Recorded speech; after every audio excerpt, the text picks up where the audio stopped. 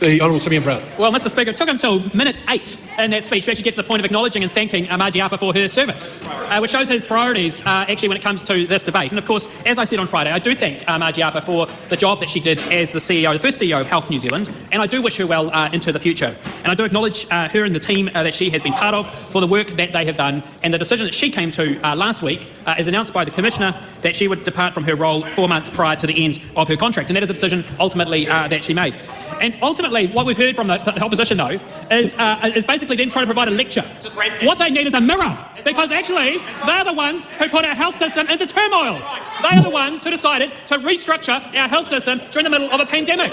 So stop lecturing and have a look in the mirror at what the decisions you made, that opposition made, when they were last in government. So, Mr Speaker, let's go through their track record when it came to the health system. And the first point I'd make, because it talks about what they stopped and what we restarted. Firstly, you can't manage what you don't measure. And what was the very, very, very first thing the Labour Party did when they were elected in 2017? They removed the health targets. The health targets which demonstrated to New Zealanders whether or not they were getting the timely, quality access to healthcare that they deserved. The first thing they got rid of was those health targets. Shame on them. Look in the mirror. That was the very first thing they did. And what happened? When they stopped measuring, the results started going backwards. In 2017, if you turned up to an emergency department, 90% of people were being seen within 6 hours. When they left office, when we started recording again, it dropped below 70%. Shame on them. When it came to seeing a specialist for your first specialist assessment, 99% of New Zealanders were seeing their first specialist assessment within 4 months. That had dropped below 70% over the time that they left office. And a shame, exactly, where have they gone now? There's not a lot being said from the opposition now. When it came to elective surgeries, those critically important planned surgeries, which matter so much to our communities, particularly to our elderly. When we left office in 2017, 97.3% of New Zealanders were getting elective surgeries within 4 months. When they left office, it had dropped to 62%. Shame on them. When it comes to immunisations, and we know how important immunisations are to our children and to our tamariki. When we left office in 2017, 92.4% of New Zealanders' children were being immunised at 24 months. When we came to office, that had dropped to 77%. Shame on them. If you can't manage what you don't measure. So I'm proud of the fact this government has restored those targets. And yes, what they do is they demonstrate the state of our health system and the turmoil that it was put in under that last government and the need to improve. We're not hiding from the facts that there are significant challenges. I hear New Zealanders when they say to me, it's taking too long to see a doctor. I hear New Zealanders when they say it's taking too long to get that specialist assessment. It's taking too long when I go to ED with my child. And so this government is focused on putting the resource back into the front line rather than into the bureaucracy. They spent 3 years reallocating the bureaucrats behind closed doors, merging 20 DHBs into one, focusing on positions and job descriptions and all of that bureaucratic thing rather than on the targets and the outcomes, which is what New Zealanders, when they wake up in the morning and what they care about, when their feet hit the floor, they care about, can I see my GP? Can I get into an emergency department? Can I make sure that I can get elective surgery if I need it? That's what they care about. What the opposition care about is bureaucracy and bureaucrats, and I find that appalling. They don't care about our front line, they care about bureaucracy, and that's not something that I'm going to say about. So what have we done? We've invested another $16.68 billion additional into health services. We've hired thousands more nurses. We're focusing back on frontline service delivery for Kiwis. That's what we are doing, and that's what my expectations for Health New Zealand are to be delivering against. And I will back the frontline every single day because they are the ones who work hard, they are the ones who deliver. But what I won't stand by is bureaucracy, bureaucratic processes, and constant centralisation, which is what that government did. So here's some questions for the Labour Party to answer. Why did you remove the health targets? Tell me why. And if you're elected at some point in the future, will you remove them again? Answer the question, why did you remove them? Why did the Labour Party decide that in the middle of a pandemic, it was the right time to restructure the entire health system? Tell me why. Tell me why you did that. Why do you think that bureaucracy was more important than health outcomes? Tell the public why. Tell the public why. And why did you think that a co-governed bureaucracy was absolutely necessary at that time? More focused on bureaucracy and co-governance rather than the outcomes that New Zealanders deserve and the New Zealanders need.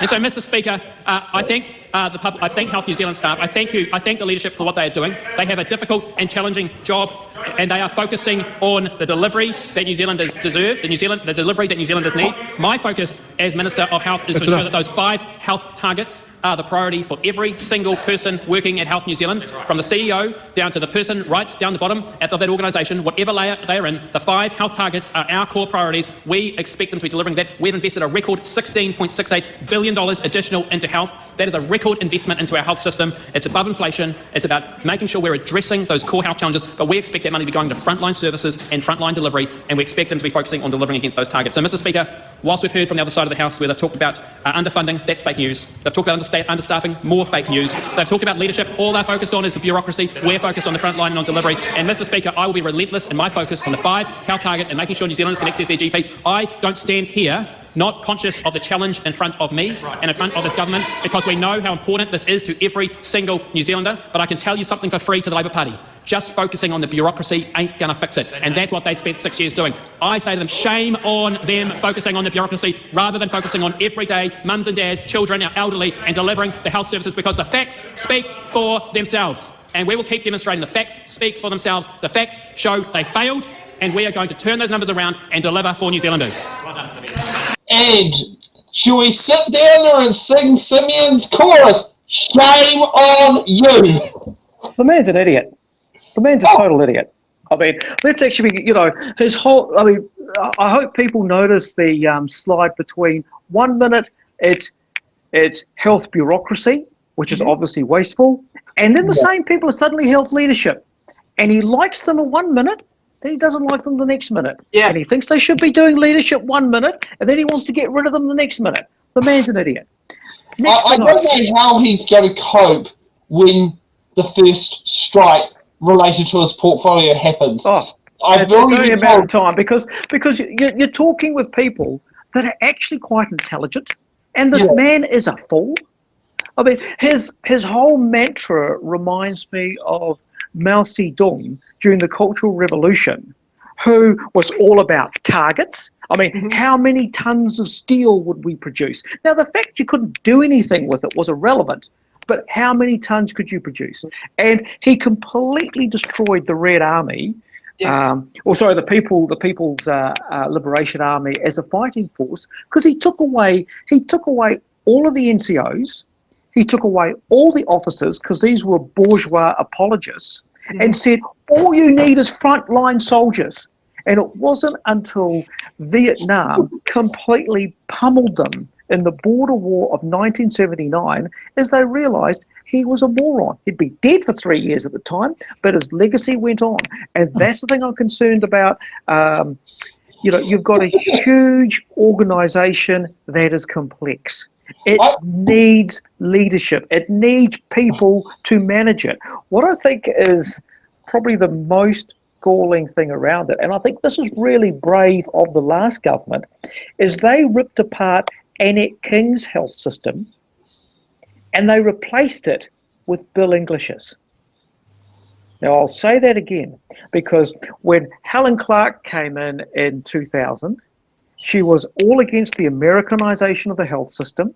And at that stage, we'd actually had a whole bunch of things. We had corporatized hospitals. I mentioned that before. We had a television soap that was based on that model.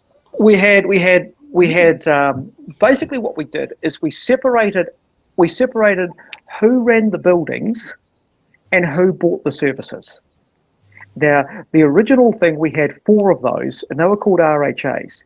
And we only let them go for about 3 years, because what we found in only 3 years is we had 4 different health systems developing. So what became known as postcode health was actually happening then. What Labor then did was actually changed 4 into 23, and they were the DHBs. And Labor, that was a political compromise. I won't go into it then. But that even Labor admitted that was at least 13 too many, probably 14. And that's the reason why Laura had to go to Palmerston Hospital instead of Masterton. Yeah. So what Bill English did when he was minister in the late 90s was he basically wrapped all of the RHAs into a single purchasing authority called the Health Funding Authority, and that's effectively what Health New Zealand was. It was basically the purchaser. Now the point is that if you want to have targets, if you want to have strategic control over the health system, the last thing you do is do what Helen Clark's government did, is basically give the hospitals the money. Because what they do is they spend it all themselves because it's an endless bottomless pit. And so this is this whole thing around, if you want to make strategic decisions around healthcare, if you want to reprioritise, if you want to do these things, this purchasing function becomes critically important. That is what the Ardern government saw. That is why they basically brought back national system, and they dumped their own predecessor system. And so what is Simeon Brown doing? He's actually supporting Helen Clark's system. Yeah. How ironic is that? I just want to show you something very funny. I don't know if I can share screen. Go ahead. Let's give it a crack. Come on. Let's have a look. Yep. This one here. Right. So have a look here. So these are the health targets of Q1. So this is the period between July and September. So here we've got where National has come into power. Okay, so overall we're seeing a pretty consistent trend. People are being seen. Now, patients admitted, discharged or transferred from ED within 6 hours.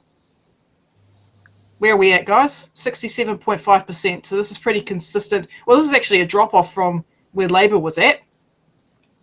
Yeah. Patients waiting less than 4 months for first specialist assessment. Oh, shit. Look at that. That's under National. How about this one? Patients waiting less than 4 months for treatment.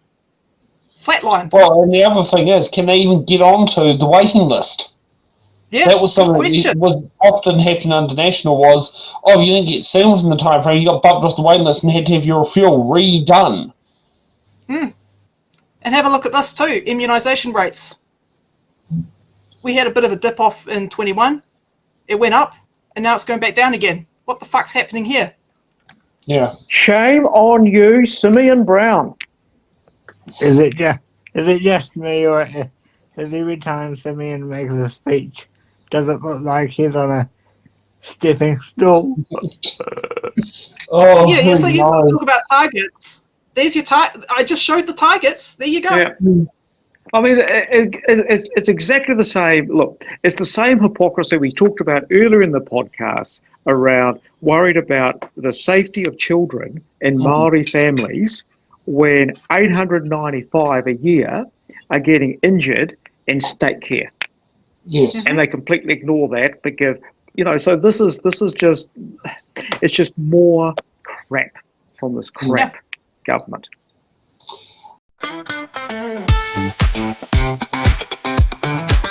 Thanks for watching. Make sure you're subscribed to our Facebook, YouTube, Twitch, Instagram, TikTok, News Guide, The Order, Paper